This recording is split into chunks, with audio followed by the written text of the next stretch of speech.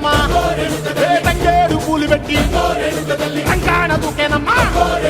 ముక్కు ముక్కెర పెట్టి ముల్లోకాల నెలదమ్మా ముందార చూడంగా